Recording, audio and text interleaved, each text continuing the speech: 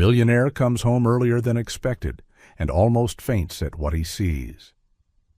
Jimmy Cole never came home early. For over a decade of building his financial empire, time had been a currency to him, something to be divided, traded, and sacrificed. Late nights, red-eye flights, meetings that dragged on until the city fell asleep. This was the rhythm of Jimmy's life. The hilltop mansion where he lived with his twin sons and his fiancée was, most days, nothing more than an address on official documents. That afternoon, he should have been in the air, on his way to New York to finalize a major deal. But the meeting was canceled at the last minute. A rare gap opened in his tightly packed schedule. Without much thought, Jimmy told his driver to turn the car toward home, just to grab a hurried lunch with Vanessa Reed, his flawless fiancée, then stop by to see the two children before leaving. The car rolled through the familiar black iron gates. The mansion appeared as it always did, grand, immaculate, and so silent it felt cold. Jimmy stepped out of the car, adjusted the collar of his shirt. Jimmy circled around the side path leading to the back garden, wanting to preserve a small surprise, something he had long since stopped caring about. And then he froze. In the middle of the garden, the old wooden swing, the one he had once had repaired merely as a formality, was moving back and forth in a steady rhythm. On it were Evan and Leo, his two sons. The two children Vanessa routinely described as impossible to control, easily overstimulated, prone to screaming, and severely psychologically traumatized after their mother's death.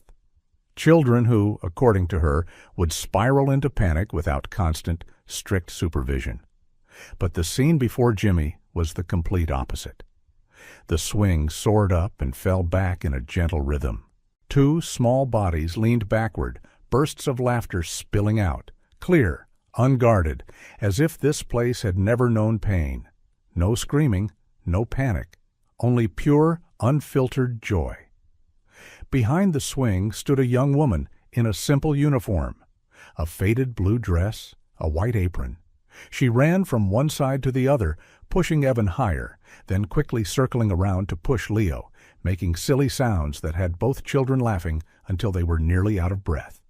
It was Mia, the new housekeeper Vanessa had hired less than a month ago, with the brief explanation that no one else could put up with those two children. Jimmy had almost no clear impression of her.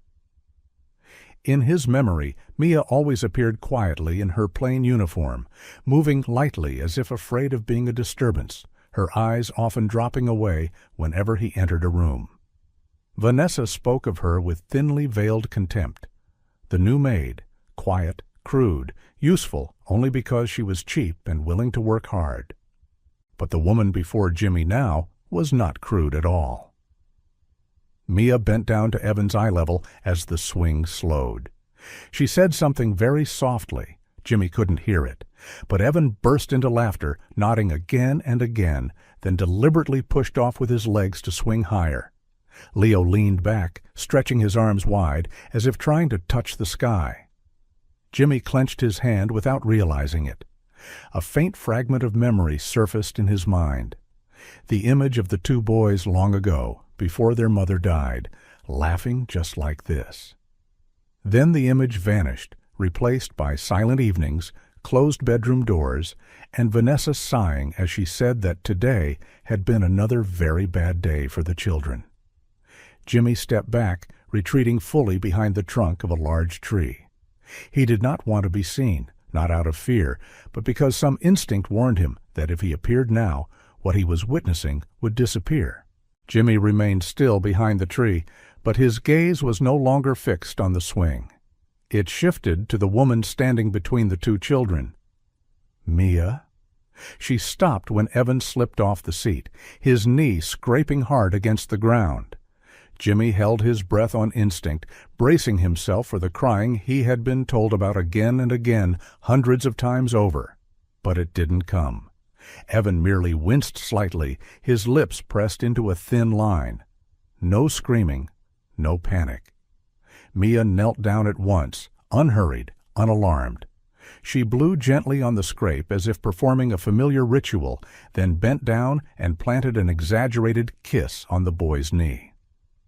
Evan laughed, a small but genuine sound, as though the pain had just been given permission to leave.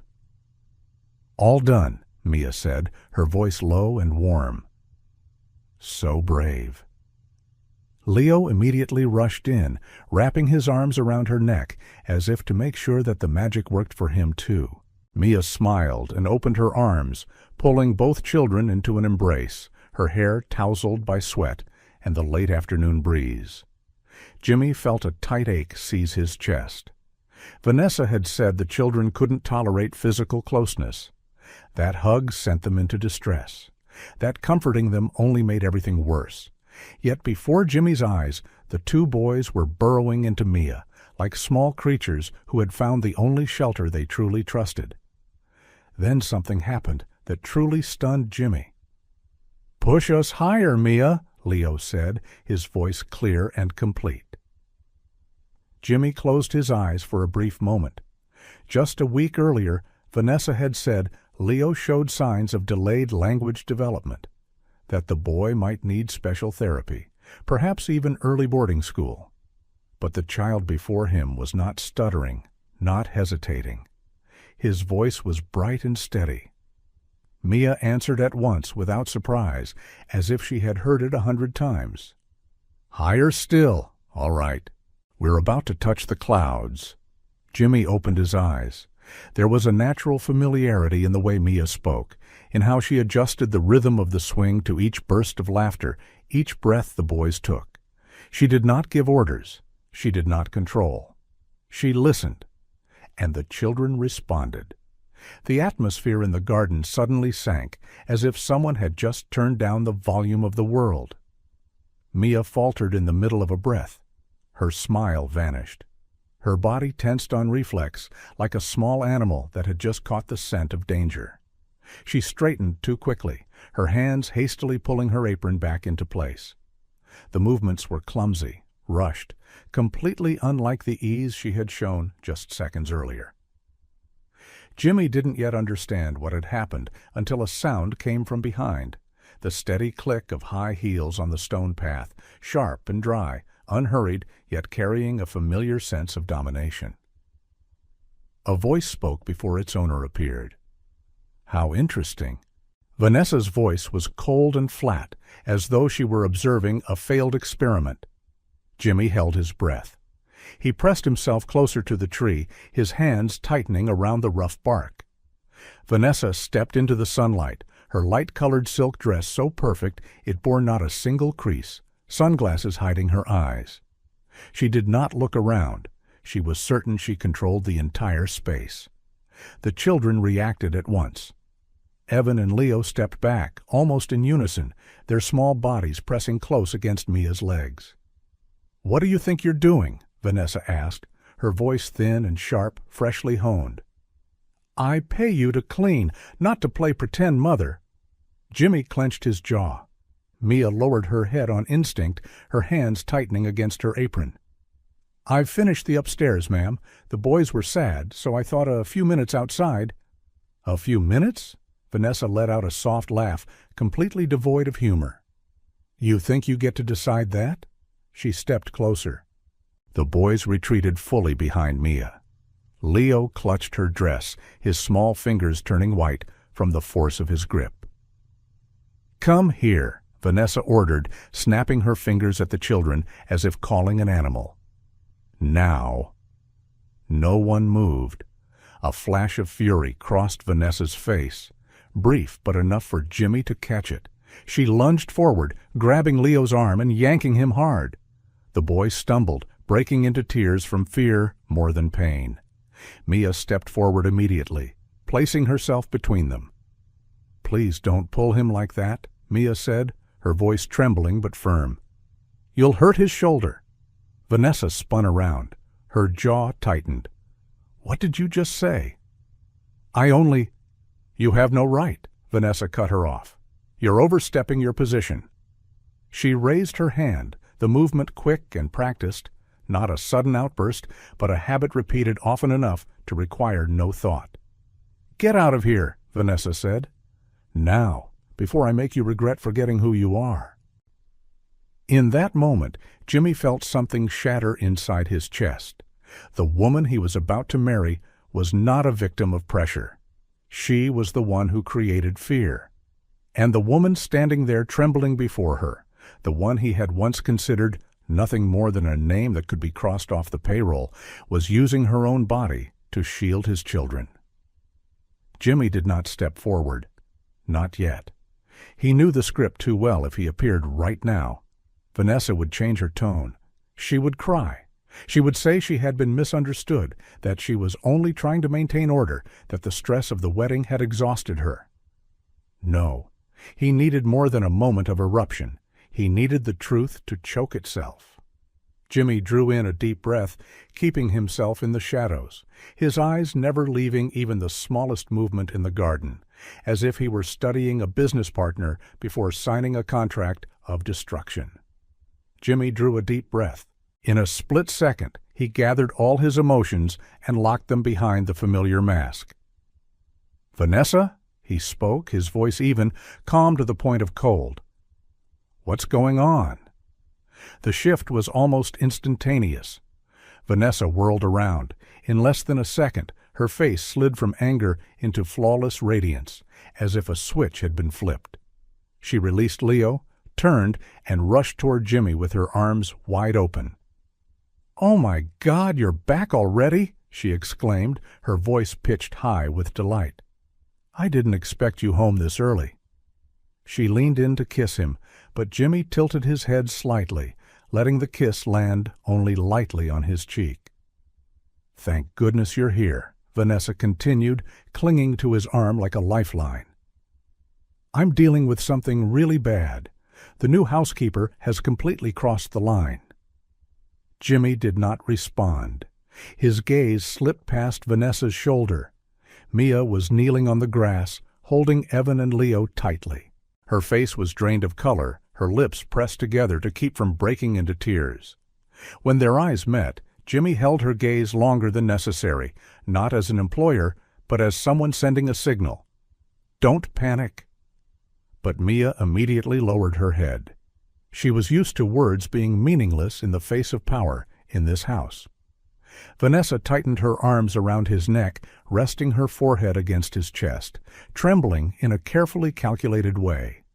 The scent of expensive perfume enveloped him, seductive yet hollow. "I really can't take this anymore," she sighed. "If you hadn't come back right now, I don't know what would have happened." Jimmy placed a hand on her back, keeping the gesture just restrained enough to avoid suspicion. "Calm down," he said. "Tell me what happened." Vanessa stepped back half a pace, just enough to look straight into his eyes with a rehearsed expression of fear. Then she turned and pointed directly at Mia. "I caught her leaving the children alone in the garden," Vanessa said, each word dropping with deliberate clarity. "Sleeping under a tree, while Leo had climbed almost to the fence. If I'd arrived even a few seconds later." Jimmy felt a chill run down his spine. He had been standing there the whole time. He knew every detail was a lie. But what hurt him more was Mia's reaction. She didn't object. She didn't defend herself. She didn't plead. She only held the children tighter, as if her body were the final shield. "Is that true?" Jimmy turned to Mia. His voice was level, but the question was a test. "Tell me." Mia looked up. Her eyes were red-rimmed, but there was more than fear in them. There was pleading. She darted a quick glance toward Vanessa. Vanessa said nothing. She merely lifted her hand slightly, her thumb brushing across her own throat in a swift motion, a familiar signal. Mia understood. "The fault is mine. I take responsibility." "I'm sorry, sir." Vanessa seized the opportunity at once. "You hear that?" she said, her voice triumphant. "I can't live in fear like this. I've contacted a professional nanny agency. They can send someone tomorrow. We should end this right now." That was the fork in the road. If he agreed, everything would be smooth.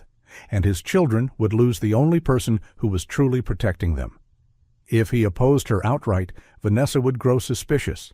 She was always exquisitely sensitive to the smallest changes. Jimmy chose a third path. "I don't have the head to deal with staffing today," he said, deliberately avoiding Vanessa's eyes. "The meeting was canceled, so I came home early, but the flight is still on. I want to spend some time with the kids." He gently disengaged Vanessa's grip and stepped toward the group on the grass. Vanessa's body stiffened. She hated him getting close to the children, always afraid they might let something slip. "Don't get too close," she said quickly. "They're filthy?" Jimmy didn't reply. He knelt down to Evan and Leo's level. The boys flinched slightly, a reflex of children accustomed to being scolded for making noise. Then Leo looked over at Mia. Mia gave a small nod, a very slight nod, but one full of permission. Leo stepped forward and touched the lapel of Jimmy's suit jacket, his hand smeared with grass and dirt. "Dad?" the boy whispered. A single syllable, but enough to nearly bring Jimmy to his knees. "I'm here," he replied, his voice rough. He stood up, turned to Mia, his expression settling back into the cold composure of an employer. "Mia," he said, loud enough for Vanessa to hear. "Take the children inside, wash their hands, then bring coffee up to my study. We'll talk privately about this." Vanessa smiled, satisfied. She misunderstood completely. "Very good," she said, slipping her arm back through Jimmy's. "Handle it your way. I need to go upstairs and fix my face. Stress has made me look terrible." She turned and walked into the house, her heels clicking steadily, without a backward glance at the children. Jimmy waited until the glass doors closed. Then he looked at Mia, lowering his voice. "Go inside," he said. Jimmy stepped into the study and closed the door behind him. The room immediately swallowed him in the scent of old wood, leather, and lingering tobacco smoke, a space designed to make anyone lower their voice upon entering. He leaned back against the door, closed his eyes for a few short breaths. A few minutes later, there was a very soft knock. Mia stepped inside. She had taken off her apron, but her dress was still marked with streaks of grass and she hadn't had time to wash. In her hands was a cup of coffee, steam rising gently. "I've just brewed the coffee, sir," she said. "Put it on the desk," Jimmy replied quietly. Jimmy sat down in the leather chair, his back straight, the desk lamp casting light over only half his face. "Sit down," he said. "I need to talk to you." Mia took a few more steps and sat in the chair opposite him. She was trembling, unable to hide it. "In the garden," Jimmy asked, "why did you take responsibility for something you didn't do?" Mia froze. She hadn't expected that question. "I'll ask again," Jimmy continued, his voice lower now, but sharper. "Why did you stay silent?" Mia drew a deep breath, like someone about to say something that could never be taken back. "If I argued," she said slowly, "I would be fired immediately. And if I leave, who will stay with the children?" She looked up. For the first time, there was more than fear in her eyes. "Ms. Vanessa doesn't know what Evan can eat. She doesn't know Leo can only sleep if someone sits beside him. She doesn't know how terrified they are when they're left alone. If I go, they'll have no one." Something tightened painfully in Jimmy's chest. "She says the children are uncontrollable," he tested, "that they're loud, violent, impossible to manage." Mia shook her head.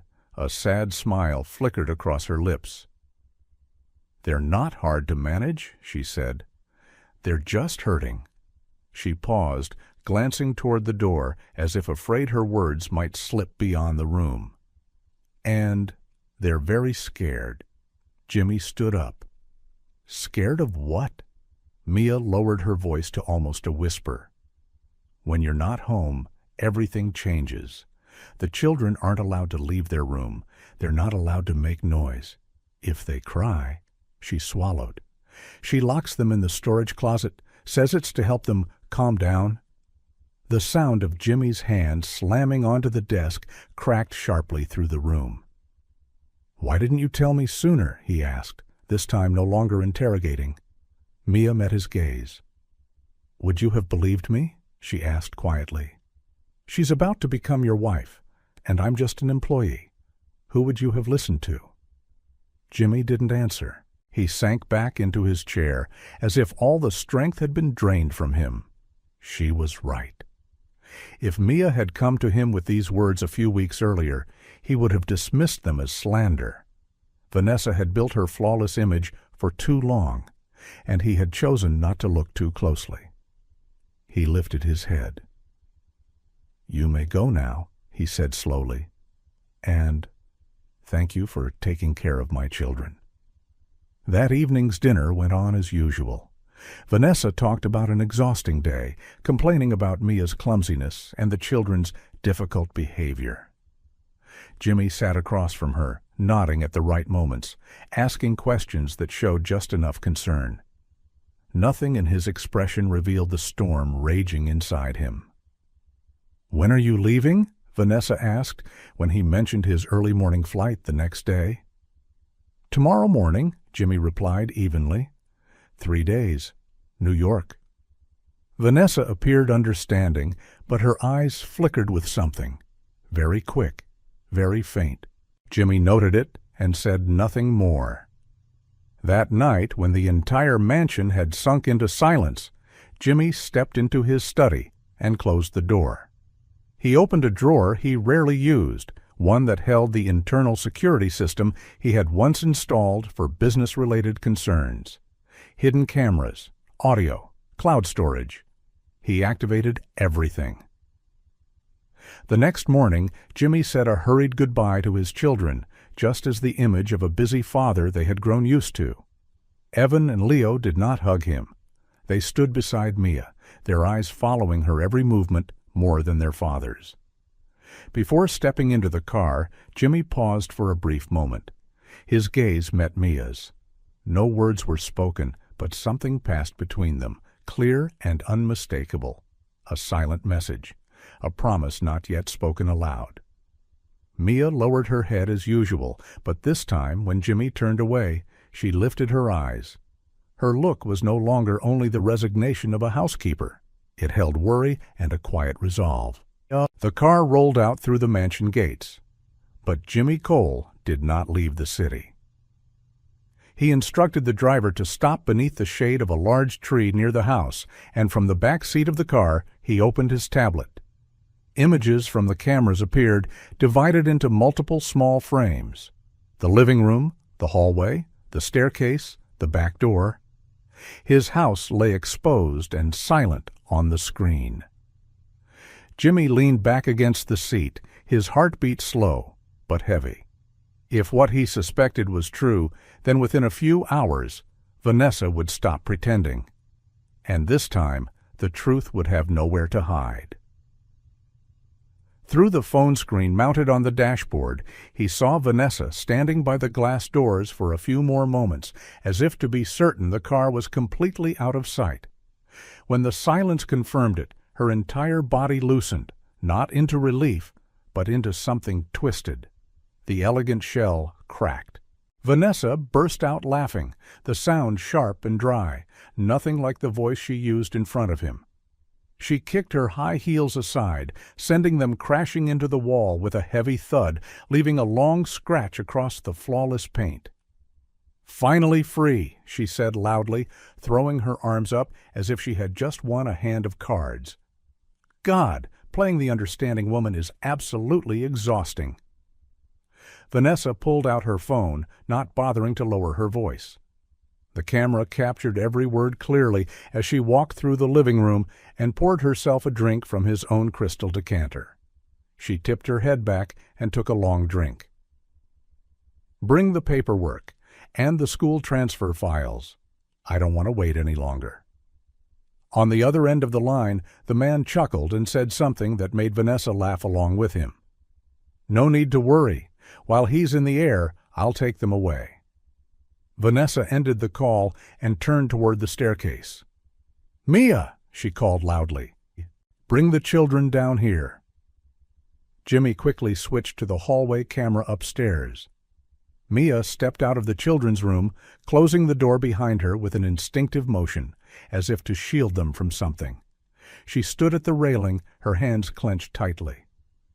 "Ma'am," Mia said, struggling to remain calm, "the boys are getting ready to sleep. I'll stay with them so they won't make any noise." Vanessa looked up, her gaze darkening. "I wasn't asking for your opinion," she replied. "Bring them down here, now? The laundry basement, it's quiet enough down there." Mia did not move. Vanessa strode up the stairs. As she drew closer, she lowered her voice, but every word carried weight. "Who do you think you are? You're just a servant. I'm the one responsible for the children's safety while Mr. Jimmy isn't here," Mia replied. Her voice trembled, but her eyes did not waver. Vanessa laughed. "Safety?" She tilted her head. "You're so naive." She grabbed Mia's wrist, squeezing hard. "If you don't do as you're told, all I have to do is say you hit the children. Who do you think the police will believe?" Mia went pale. Vanessa yanked her arm, but Mia still stood blocking the doorway. "I'm begging you," Mia said, her voice breaking. "Please don't do this. The boys can't handle—" Vanessa struck her across the face. The sound echoed down the hallway. Mia staggered, bracing herself against the wall to keep from falling. A red mark bloomed vividly on her cheek. "Shut up," Vanessa said coldly, "and move." Vanessa turned and left the upper floor. On the screen, Jimmy watched her walk straight into the main hall. A young man stepped inside, his leather jacket still wet from the rain. "Ryan." Vanessa rushed to him, looping her arms around his neck and kissing him hurriedly right at the doorway. "There's a bit of trouble with the housekeeper," she said lightly, as if asking a small favor. "She's not cooperating." Ryan looked Mia up and down, his gaze lingering longer than necessary. "No problem," he said. "I can handle it." He shrugged off his jacket and rolled his wrist. The joints cracked softly. The two of them turned and headed up the stairs. Jimmy didn't wait another second.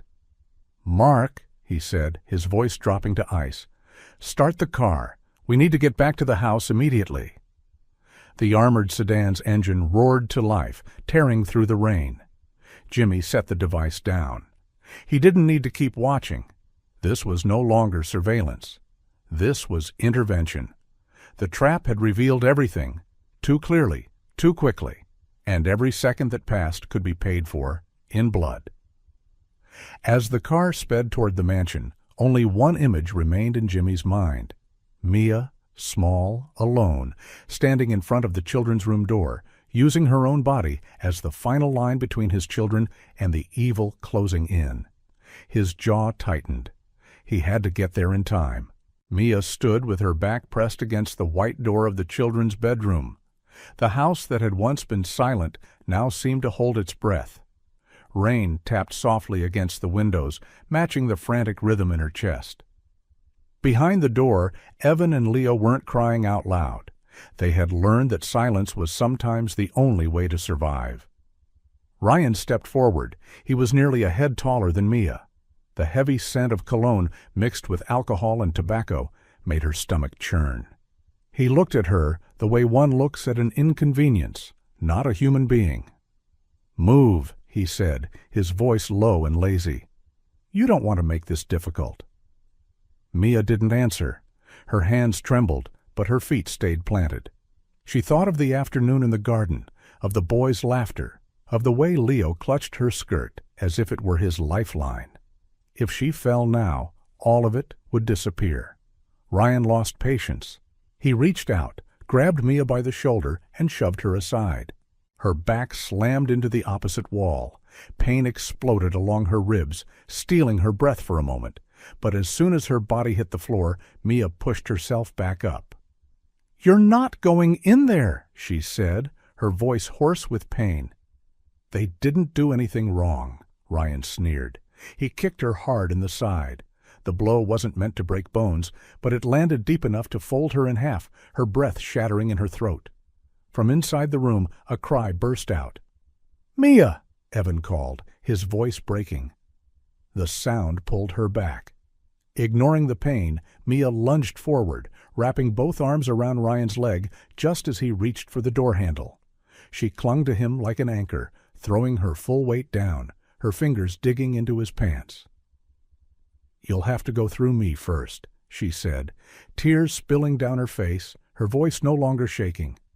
"If you want to get in there." Ryan stumbled, caught off guard.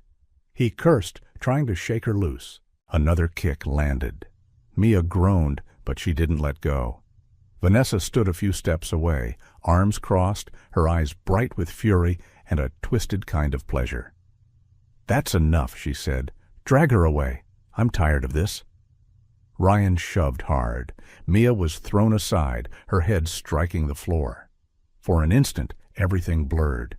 But just as Ryan's hand closed around the door handle, another sound cut through the moment. Jimmy. He appeared at the top of the staircase, his coat soaked with rain, his eyes dark and cold enough to make Ryan instinctively step back. There was no warning, no questions. Jimmy lunged. The punch landed squarely on Ryan's jaw, clean and precise. A dull crack echoed. Ryan collapsed onto the floor like a puppet with its strings cut, unconscious before he could even grasp what had happened. Vanessa screamed and pressed herself back against the wall. Jimmy didn't look at her. He dropped to his knees beside Mia.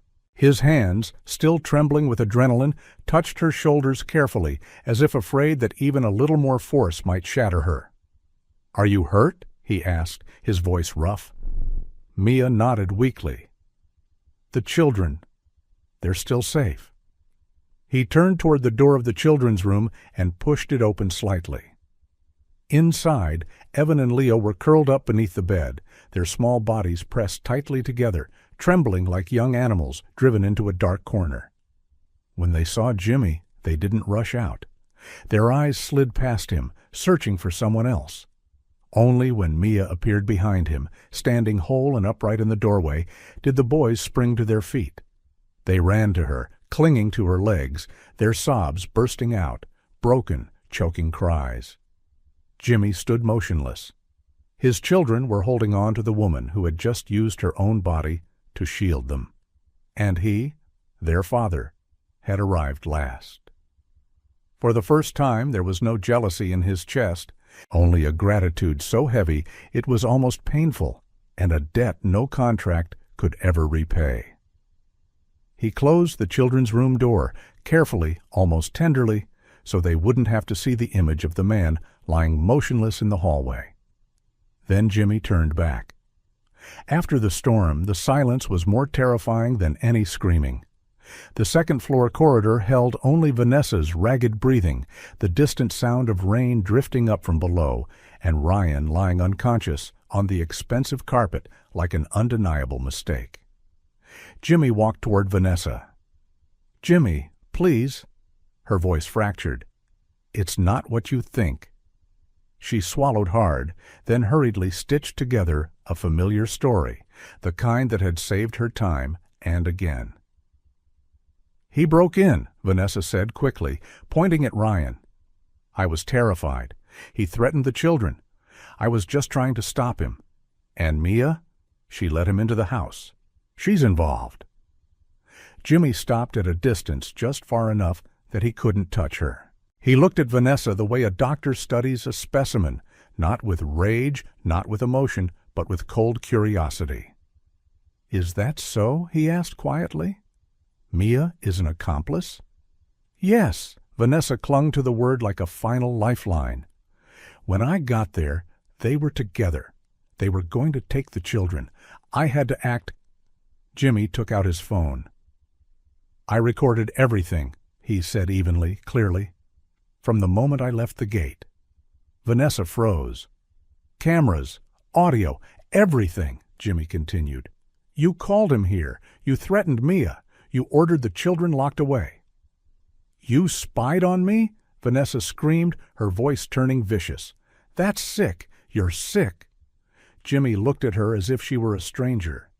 "No, I did what I should have done a long time ago." At that moment, Mark appeared at the front, his solid frame blocking the corridor like a steel door. Behind him were two fully equipped security guards, their eyes cold and alert. Jimmy, Mark said, glancing at the man curled on the carpet with undisguised contempt. "I've contacted the police regarding unlawful entry and suspected child abuse. The family lawyer is on the way as well." "Good," Jimmy replied, his gaze never leaving Vanessa. "Take that," he jerked his chin toward Ryan, "down to the main hall. Hold him until the patrol arrives. If he resists, you know what to do." The guards didn't answer. They hauled Ryan to his feet while he was still dazed, ignoring his weak groans. His body was dragged away like excess baggage, disappearing down the corridor. Jimmy turned back. "And you?" he said, his voice flat. Vanessa took a deep breath, straightened her dress, trying to gather what little confidence remained. "You can't do this," she said quickly. "I live here. I have rights. The law—" Jimmy let out a short, dry laugh, utterly humorless. "You're mistaken," he cut in. "I'm not throwing you out. I'm handing you over to the police." Vanessa went rigid. "Child abuse," Jimmy continued, each word landing with precision. "Conspiracy to cause harm. Collusion with an outsider to infiltrate my home. My lawyer will handle the rest." He stepped closer, close enough that Vanessa had to retreat. "After today," he said, "you will have no right to enter any space connected to me or my children." Vanessa burst into laughter, shrill and shattered. "You think you've won? You'll regret this. Those two children—" Jimmy didn't let her finish. He seized Vanessa's left hand. She struggled, but he yanked the engagement ring free, the diamond flashing under the hallway lights. "This," he said, his voice dropping, "was meant for someone worthy." Vanessa screamed, completely losing control. "That servant is only after your money. She's using the children. I'm the one who understands you." Jimmy looked at her. There was no emotion left at all. Mark gripped Vanessa's arm tightly. She struggled violently, her screams breaking loose, her heels thrashing wildly against the steps as she was dragged away. Curses were hurled back down the corridor, crashing into the walls and shattering amid the sound of rain and clanging metal. Then it all ended. The great front doors closed with a deep, heavy thud. The sound fell like a final period at the end of a dark chapter. Less than 10 minutes later, the family doctor arrived, a quiet, elderly man who had overseen Jimmy's health since his teenage years. He moved briskly through the shattered glass doorway, an old medical bag in hand, his eyes sweeping over the scene without betraying any unnecessary reaction. Mia sat on the sofa with a thin blanket draped over her shoulders. Evan and Leo pressed tightly against her sides like small shadows. As the doctor gently examined her ribs, Mia bit down on her lip to keep from crying out. A dark bruise spread beneath her skin, the clear mark of the kick she had taken in place of the children. "A cracked rib," the doctor said quietly. "She needs complete rest." Mia shook her head on instinct. "I can still work." Jimmy stood behind her, his hands clenched tight. Only now did he truly see her. Not the worn uniform, not the role of a housekeeper, but the calloused hands, the pale face strained with pain, and the eyes that kept drifting back to the children before herself. After the doctor left, Jimmy turned back and looked at Mia. "You heard him. You're staying here." Mia's eyes widened. "I can't, sir. I live far away. If I leave now, I might still make the last bus." Jimmy waved a hand, gesturing around the room. The police, the shattered glass, the heavy rain beating against the doors. "There's no bus tonight," he said, "and you're not going anywhere in this condition." "But I don't have any belongings. No clothes." "We'll take care of it," Jimmy cut in, his voice firm. "And if the children need to sleep beside you to calm down—" He paused for a brief moment, then continued without hesitation. Then they'll sleep beside you." Mia stood frozen. For the first time that night, the house was no longer a place where she had to bow her head just to be allowed to exist. That night, Mia slept between Evan and Leo in the guest room. The boys curled close to her, as if letting go for even a second would cause the world to collapse again. Jimmy sat in a chair near the door, awake.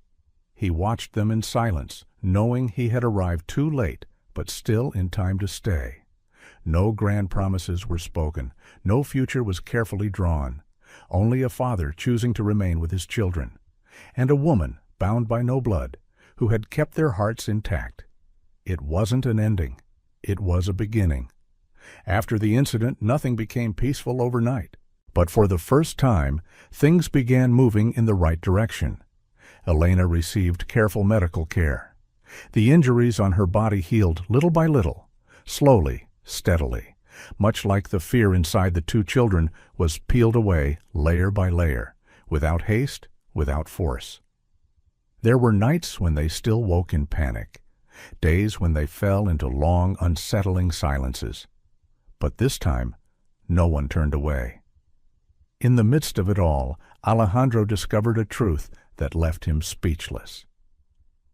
The woman who had stood in front of his children with her own body was living on the edge of collapse, a cramped rented room, savings nearly gone, and an eviction notice measured in days rather than weeks.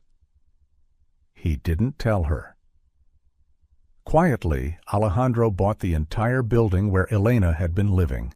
He cleared every outstanding debt, ensuring that no one there would be forced out simply because they lacked money. There was no press, no announcement, only doors that were no longer locked by fear. But the most important decision had nothing to do with money. Alejandro did something he had never imagined before. He changed Elena's place in his children's lives. Elena was no longer a housekeeper. She became their legal guardian with full authority over all matters concerning their care, education, and emotional well-being. She was invited to remain in the mansion, not as an employee, but as a member of the family. The transition was quiet, without ceremony. It showed itself in the smallest things, laughter appearing more often in the house, meals where everyone waited until all were present, and the children's eyes no longer scanning adults with suspicion whenever someone entered the room. Alejandro relearned how to be a father, not through commands or material compensation, but through genuine presence. And Elena became the anchor the children gravitated toward naturally, without fear, without conditions, without needing permission. 6 months later, Isabel's sentence was handed down, a sentence long enough to remove every threat from their lives, clear enough that there was no gray area left for lies to return. And then, on a quiet afternoon, in the very garden where all the tragedy had once begun, Alejandro knelt before Elena. There was no grand party, no ostentatious diamond ring, only simple words, spoken on a foundation of gratitude, respect, and a love forged through the hardest choices. Elena said yes, not because she had been rescued, but because she had been seen, not because she was safe, but because she was valued. And in the place where everything had begun with fear, a family was built, not by blood, but by the choice to stay.